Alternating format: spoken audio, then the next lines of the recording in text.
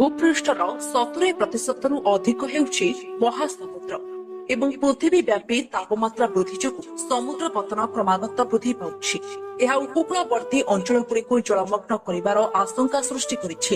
ଅପରପକ୍ଷେ ବିଭିନ୍ନ ପ୍ରକାର ପ୍ରଦୂଷଣ ଯୋଗୁଁ ସମୁଦ୍ର ଓ ସେଥିରେ ଥିବା ନାନା ପ୍ରଜାତିର ଉଦ୍ଭିଦ ଓ ଜୀବଜନ୍ତୁ ବହୁ ଭାବରେ କ୍ଷତିଗ୍ରସ୍ତ ହେଉଛନ୍ତି।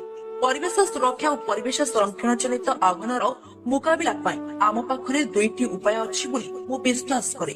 ପ୍ରଥମତଃ ସରକାର ଏବଂ ଆନ୍ତର୍ଜାତିକ ସଂଗଠନଗୁଡ଼ିକ ପକ୍ଷରୁ ଏ ଦିଗରେ ବ୍ୟାପକ ପଦକ୍ଷେପ ନିଆଯାଇପାରିବ ଏବଂ ଦ୍ୱିତୀୟତଃ ନାଗରିକ ଭାବରେ ଆମେ ସ୍ଥାନୀୟ ସ୍ତରରେ ଛୋଟ ଛୋଟ ପଦକ୍ଷେପ ମଧ୍ୟ ନେଇପାରିବା।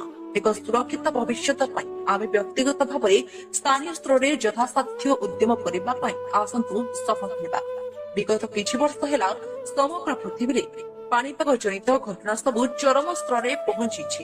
ଏପରିକି ଆଗାମୀ ଦଶନ୍ଧି ଗୁଡିକରେ ଏହି ସ୍ଥିତି ଆହୁରି ଭୟଙ୍କର ହେବ ବୋଲି ଏବେଠୁ ଅନୁମାନ କରାଗଲାଣି।